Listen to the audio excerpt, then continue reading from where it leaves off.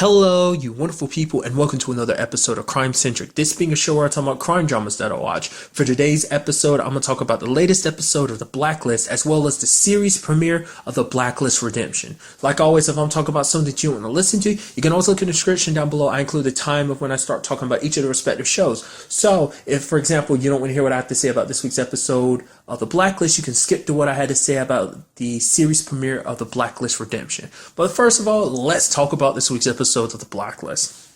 So in this episode, we find out that Reddington has been poisoned, specifically by a blacklister known as the Apothecary. Essentially, he has like a specific type of poison. Eventually, it gets found out that basically his poison is designed specifically for people. Basically, he can make it look like an allergic reaction, or that basically just like any way he can make it look like it's just like maybe some natural thing. Like, for example, there was a woman named Helen. They made it look like it was just an allergic reaction or something like that. But basically, he can create poisons and engineer them in a way that it's kind of like they basically are specifically tied to attack a person because he knows their medical history back and forth. So he knows like, oh, they're like, for example, Helen, it's like, oh, she has she's allergic to peanuts, for example, just using that as an example, that basically his poison, once administered, can automatically activate that reaction of like, oh, she just had peanuts. Like, even though she didn't eat peanuts, the poison can activate it and make it seem like she did. Basically, can send her a shot, just using that as a broad example. But in this episode, we find out that Reddington's been poisoned. A doctor had came to him like 9 hours later.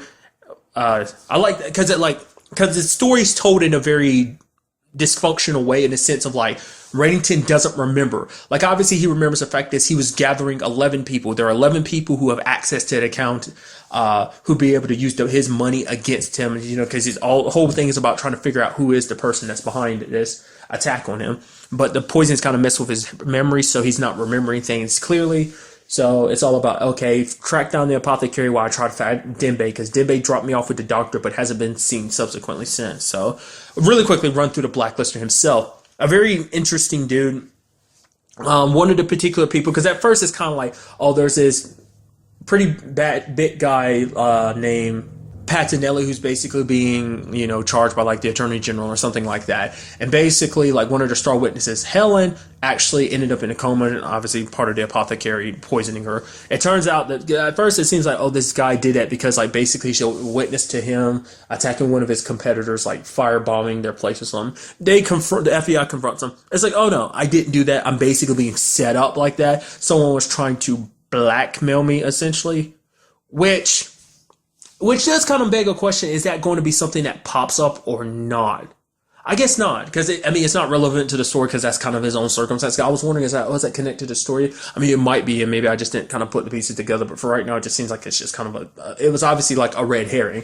It turns out that basically the one that poisoned her is her husband, because basically twice a week or something like that, he has to put these droplets in her eyes, and basically it makes her appear like she's in a coma, because basically he's having an affair, but he signed a prenup, and they basically have to be married for like 10 years. So most likely what they figured out is, hey, she probably figured out about the affair, and before she can divorce him, he poisoned her and made it. So it's like now when they're about to hit that 10-year mark, she won't be able to divorce him. He'll be able to, get the access to the money, which would be like, I think it was like 15 million is what he basically get access to. But nevertheless, that was that side of the story. But the Apothecary himself is a very weird man, especially when you see at the beginning, like, he's holding that woman. I was like, he's got her stuck like that. She's kind of a hostage.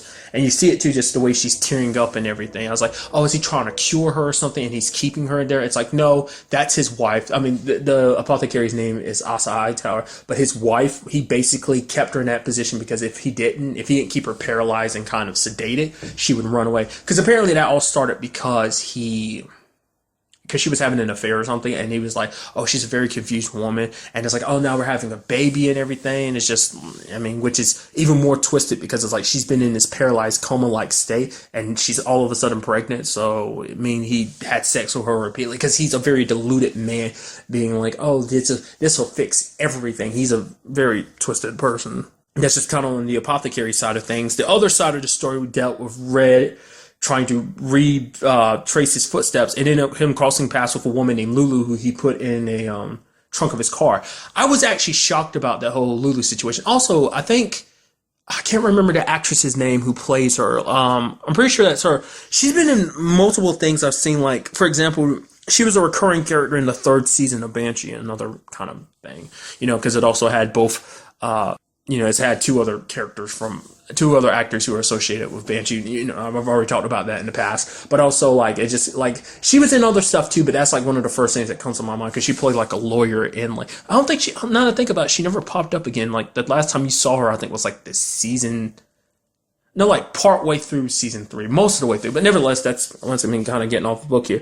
I was actually thinking it was weird because Lulu went along with him. I was like, okay, it's okay. Either one, like she's behind all this and she's just playing along because it's like even when Reddington was like sick and she had an opportunity to escape, it's like no, she didn't. She actually helped him and everything. Obviously, she tried to run at first, but then she saw that he was sick, and obviously he pointed a gun to kind of force her hand. I mean, I liked her explanation being basically like, yeah, even though you kind of forced me in the trunk, you were super polite about it and everything. I was like, oh, Reddington has his moments, I guess. But it was so interesting that she stuck around. So I was like, okay, either she's suspicious or his, this ain't the first time it'd be like Reddington like had a whole like misadventure that basically was imagining stuff because the whole thing that was associated with like after he thought Elizabeth died, there was that whole episode where basically he imagined a whole bunch of stuff. So I was thinking like maybe this is that same thing, but more so than that, I was more thinking like she's suspicious. Turns out nothing came about it. She was like, yo, I hope you get better. I hope this woman who Elizabeth that you're asking for, I hope that you're able to see her. Which it bring that whole him calling for Elizabeth, it brought up an interesting question. It's like, oh, would she be sad if he died? And even Reddington was like, honestly, he doesn't know. Because he's caused a lot of problems in her life, and obviously, like, she's always had her ups and downs when it comes to Reddington. A lot of times it seems like it's more downs than ups, but, even he's like, after everything that's happened, like, would she really be sad if I died? I mean, he'd hope she'd be, but, and that's kind of another thing too, talking about death. Like as we brought, like it was brought up a couple episodes back, the whole like Reddington had never like been afraid of death before, but lately it's just like he feels like death is like right around the corner. And now he's like he brought up before, essentially like he used to accept it. He's like, oh, I'm ready to die at any moment, but it's like now he finds himself here. He's poisoned and everything, yet he's still fighting instead of just giving up and accepting. It's like, oh, I got beat, I got poisoned. It's like, no, I refuse. I'm gonna stand my ground and I'm gonna keep fighting. I guess that kind of surprised him in a way too, because it's just like he still finds himself still fighting. But what I also thought was interesting, like obviously everyone shows a little concern. Everyone's, even Harold's like, yeah, even though Reddington's a bad guy, it's still it's still okay to hope that he's okay when it's all said and done. But you had Liz being very terrified because like I said, even with the ups and downs, she does legitimately care about Reddington. I was wondering what I thought we were going to get access to that, like finding out what it was exactly that the Apothecary did, what he attacked inside of Reddington to activate, the poison. But I also like the fact is that Aram was the one that was like super concerned. Like the moment like Reddington first showed up, he's like, no, you can't be dying. It's because like I think out of anyone, Aram likes Reddington the most, I think. I mean, that's at least what I think of. Like when it came to the whole Liz situation, it was Aram that came to him and kind of was like, yo, get your crap together. It's like, you still got work to do. And it's like Aram's the one that kind of went out of his way and do that. But it's like, I don't know, I just think that's kind of interesting. Obviously, like last episode, Aram went undercover and everything, and Reddington was like, oh, that's kind of, a little not very smart of, Harold to do it and everything. I think that's also because, in a weird way, I think he cares for Aram too, because Aram's kind of one of those other associates. Obviously, like when he needs a favor, he either goes to Liz, but more often than not, like he needs technical help, it's usually Aram he goes to. So I don't know, it was just kind of interesting. And even Aram being like, oh yeah, I was thinking about bringing Mr. Reddington a wine bottle, but then I remembered it was like, oh, he was poisoned from a wine bottle. But like I said, it was so interesting seeing him kind of retrace his step. Obviously, he goes back to the restaurant, finds his way back to the restaurant, opens it up. Obviously, everyone was there because basically he did his whole thing, little speech about, hey, there's a traitor amongst us. Then he finds a wine bottle that was from Marvin. It's like, oh, Marvin's the one who poisoned me. They ended up finding Marvin and holding him for Reddington. Reddington's like, okay, why would you? He actually, it's kind of interesting because we never really found out, because obviously Marvin's his attorney, but we never really found out why he went out of his way to break out Marvin. But basically, he kind of went into it explaining a little bit that basically Reddington was in a situation, starved, never really got any food or anything, because kind of being held prisoner somewhere. And basically, Marvin actually snuck him in some food. And it was like, basically, the amount of money just to give him that food would cost him a lot because he had to bribe off a lot of people. And that's the main reason. It's because he felt indebted to Marvin. That's why he broke Marvin out. When the hell did he break Marvin out? Was that season? I don't think that was season 1. That might have been season 2. I don't remember. But, this ain't Marvin's first time popping up. But even Marvin's like, dude, Red, I don't know what you're talking about. I didn't do this to you. All of it's pointing towards him. And then, Liz calls Reddington. I was like, oh, dude, please don't let it be like Reddington kills him before he gets the answer to find out, like, oh, it's not actually the way he thinks it is. I was like, oh, man, it's going to be like that. He's going to kill him and then find out afterwards. I was like, oh, Liz got to him in time. Good. And he's like, yep, it's not, it wasn't the wine. There was something else. It had to be something else. And he's like, Scotch? She's like, yeah. And he's like, no, it can't be. There's no way. And it turns out the one who poisoned him, at the very least, it seems like right now, is Dembe. The person, because it never once crossed Reddington's mind to think Dembe would be the one to betray him. I sure as shit didn't see that coming. I was so certain it was Kate, which I'm still holding on to. I'm like, we still don't know that that's not the case. I forgot what it was. It was like earlier in the season that got brought up. The fact is that Dembe, there was a question of like, if the circumstances came down to it, would Dembe kill Reddington if he had to? I forgot what the circumstances were, but Dembe was like, honestly, he wouldn't know if he'd be able to or not. And it seems like we kind of got an answer to that, possibly, because this could be Dembe's way of trying to stop Reddington, because Reddington's been on such a warpath lately that basically, he's jeopardized a lot of people's lives. Maybe this could also be Dembe's way of getting back at him for Kate, because obviously he does, I'm playing both sides here. What if he doesn't know that Kate's alive? Then maybe this is revenge for killing Kate.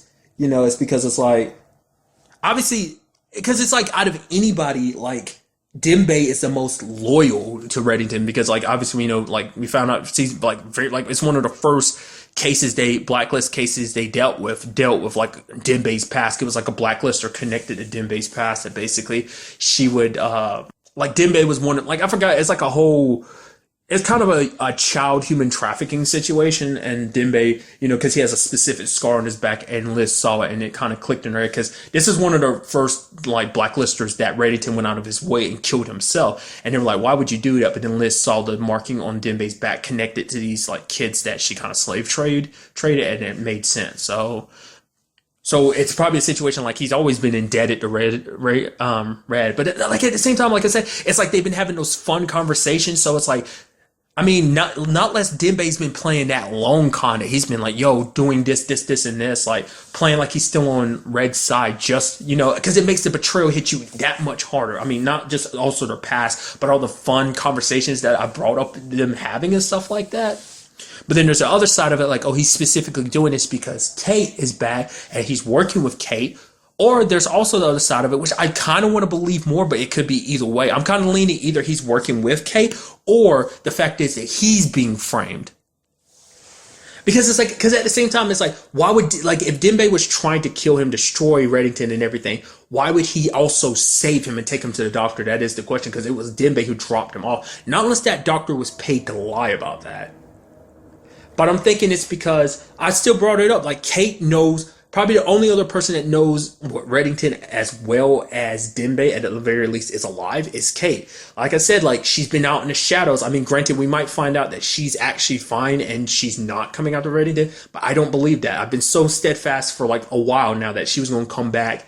When I first found out she was still alive, I was like, dude, she's going to come back and get revenge on Reddington. There's no way, especially just after everything. So either Dembe's with her, or Dembe is kind of getting framed. Basically Dembe's off on his own trying to track down this person, because it's like, oh, he sees that everything's pointing towards this one direction, or maybe he saw the person who poisoned Reddington and he's been trying to chase him down, and he feels like this is something he has to, Reddington was already in critical condition, so it's like he couldn't wait around. He's like, he had to let Reddington get healed up, so while he goes off and tries to figure this all out. So he might be on the track of Kate.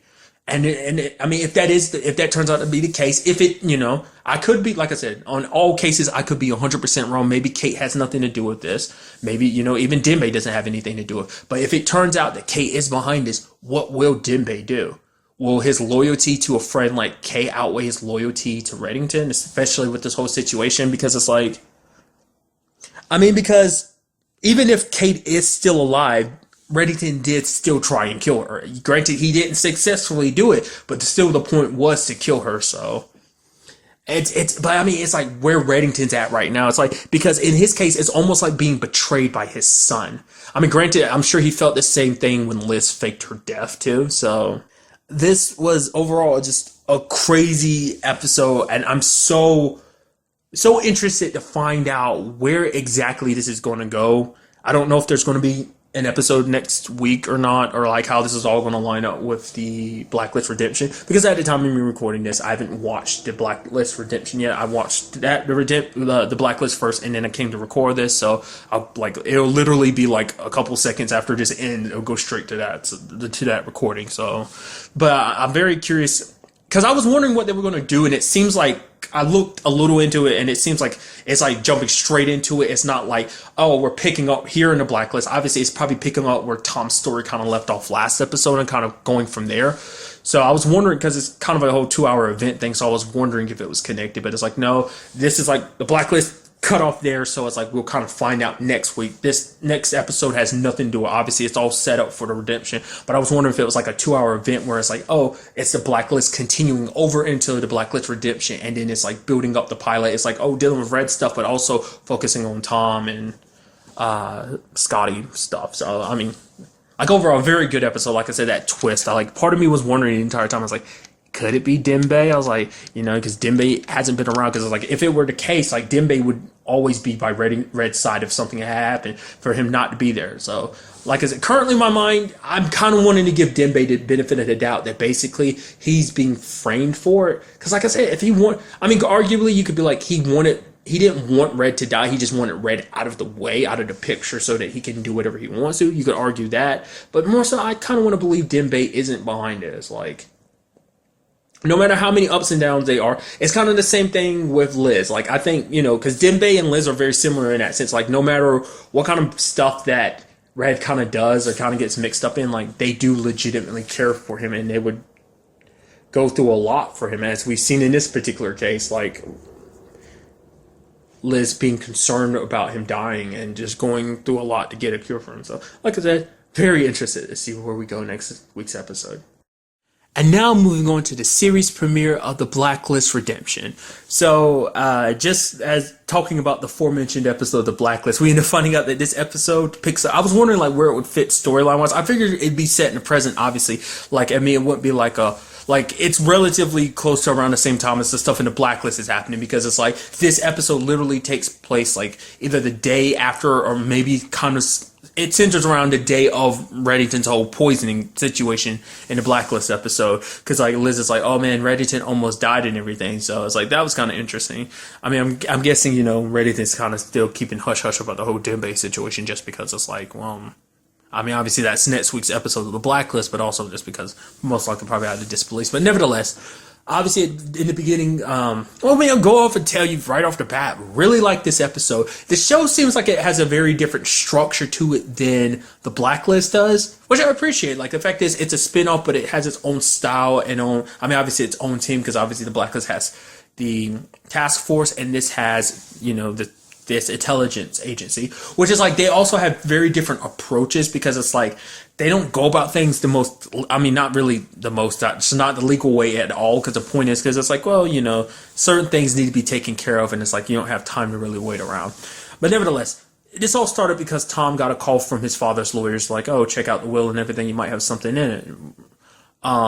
Turns out, well, the whole thing was a plan by his dad, because his dad's actually still alive, and he called Tom because he wants to warn Tom that, hey, I need you to go work for your mom, because your mom tried to kill me, because the whole plane situation, she tampered with it to have me killed, and that basically this is all some long con to basically take over the intelligent agency company that basically he created, that she runs, because essentially most of it would eventually, a majority of it would go to Christopher, but with him being considered officially dead, then now all of it's being transferred over to Susan. That's actually what happens at the end of the episode, which I'll kind of get to that in a second. Basically, the main premise behind this episode was that a CIA operative named Copeland, she was kidnapped by another ex-CIA operative named Leland.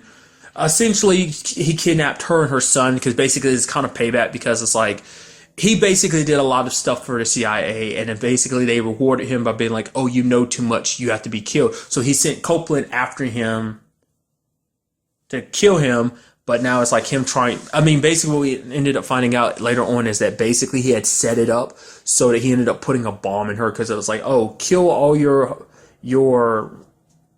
team and everything that you work with, and that way I will free your son. So I was not expecting the whole bomb situation, because, like, when Tom and them rescued him, and it's like, oh, she left the hospital. I was like, why is she running? It's like, I mean, why would you, like, I was trying to understand it, but it's like, that's the reason why, because like X-ray revealed the fact that she had a bomb in her.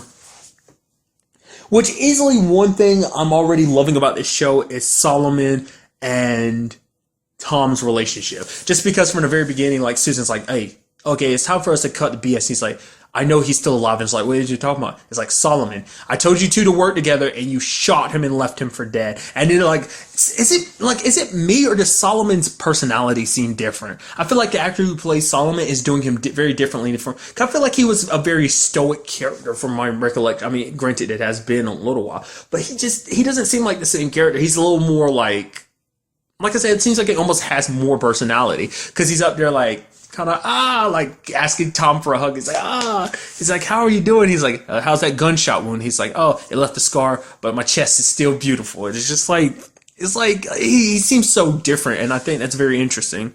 I even love that moment when they were pulling the bomb out of Copeland. Like, he was like, all right, let me tell you the story about how this guy tried to kill me. Basically, like, well, the fact is he shot me. I mean, granted, I, went to his wedding, shot up his wedding, tried to steal his girl and everything. And then you have Tom be like, are you really trying, are you thinking you're helping? I guess it's like supposed to be like, I mean, basically he was getting like, hey, the fact of the matter is the guy wouldn't let anybody die, then there's no way he's going to let you die. He's good like that. Like, kind of, I guess in a sense of like, he's a goody two shoes and not trying to let anyone die, so. But I mean, that's just me bouncing all over the place. There's also that, like, kind of separating the difference between the task force, and, this company that, Scotty now runs and everything, is how they have access to a lot more technology. I don't know whether it's like just all 100% Dumont, or is it just everyone else? Obviously the team seems like it's just the five main people now. Tom, Scotty, Nez, Solomon, and Dumont. It seemed like but it seems like there's other people that are associated with it too, but it just seems like they're like the main people that we're going to be seeing. I do like, because basically that whole circumstance about like how they captured Leland's girlfriend and track him down is basically they exploded the pool she was in underneath it and captured her, and they also put that lens thing on. Like, I'm sure some of this stuff is stuff that came up before, but it's like that was last season and a lot of that's disappeared from my brain. So can I get the feeling like that lens thing, I feel like that came up before, but I'm just not 100% sure. But basically put a lens on her eye. I was just like, man, and then they set up that whole situation between Solomon and Tom to let her get away. I was like, the Solomon's kind of missing those shots. I was like, this has to be staged. And especially the way that Tom was just laying like that. But I love Dumont when he was doing that whole situation, trying to get a lay of the land with that device. It basically was getting a scan of the place, and he happened to be looking at her camera, like the lens, and he's just like, oh, she's getting naked, like she's taking a shower, she's in her bra and panties. He's like, oh. And then like when she's getting close to the mirror about to take off her bra, and he just mouths the words, I love you. And even Solomon like, yo, come back, Dumont. He's just like, no, it's okay, it's okay. So I thought that was kind of interesting. Kind of just seeing some of his personality peek through. Also kind of showing you the fact is that I'm actually surprised that they actually care. Like, it's weird because especially when you met Nez and Solomon, you really wouldn't have thought they actually care. I mean, obviously they want to do their job properly, but the fact is, even when it came to Copeland's son, like, the fact is, like, she went out there, she's like, I mean, he's not here, and they rescued him, and it's like, because obviously she headshot at Leland, and she was like, oh, don't look. It's like, she was being very protective. It's like so interesting, because it's like, when she first popped up, it seemed like she cared about anything. It's like just doing the job, which maybe this falls under the purview of just doing her job, but at the same time, it seems a little bit more, so. Like I said, it's obviously, like, we got a small introduction to all these other characters. Like, obviously, amongst them, we know Solomon the most. But then I think that's what this is supposed to be, like, a moment to really let these characters shine. It's like, things have changed for them. They're not the same people that you met during the Blacklist. They have changed a little bit because they are, I guess the proper word would be kind of more professional, I guess. Another thing that kind of came up is the whole Susan situation. Like, obviously, she explains her past and Howard, Tom's dad, basically being like, oh, he was always such a smart dude. The fact is, after Christopher disappeared / died, they both broke, but she healed when he didn't. And it's like, oh, he held on to all that stuff. And eventually it just kind of, basically she was like, it drove him mad. So she had him committed kind of like in a facility or whatever. There's a point where he disappeared for a couple months and like no one knows what he was up to during then.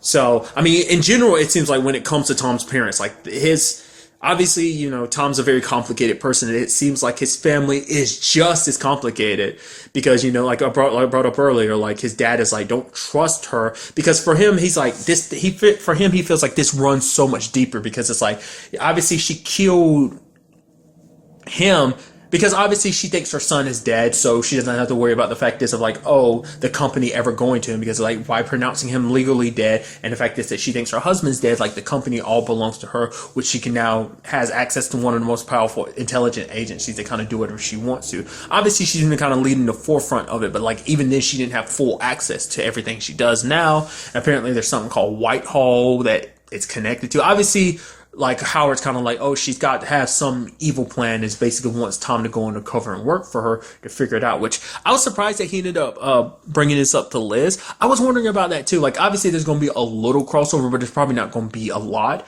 There at the very least might be some pop-ups of like probably other blacklisters we've come across or people we've come across in the blacklist in general. But it probably the person you'll probably see the most recurring will probably be Megan Boone, who plays Liz.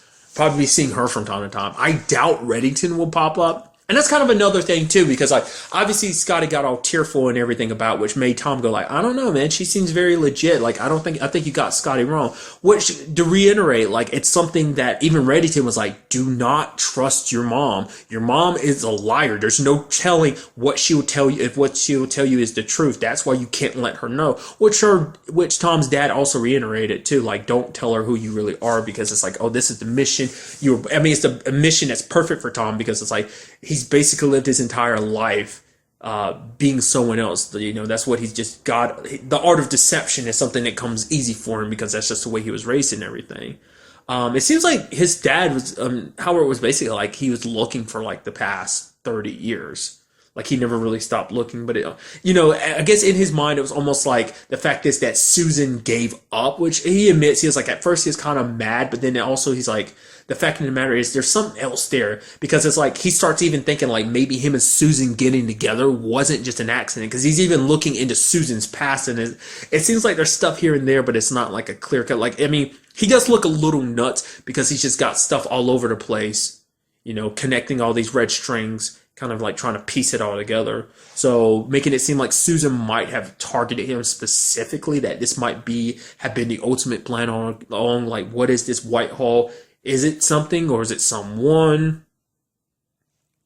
Like I said, the fact is, two people said, don't trust your mom, she's a liar. I mean, I don't know. I mean, granted, one of them is a criminal, but I mean, this is one thing he's been adamant about, like, do not tell your mom who you really are, because that's not going to work out for you.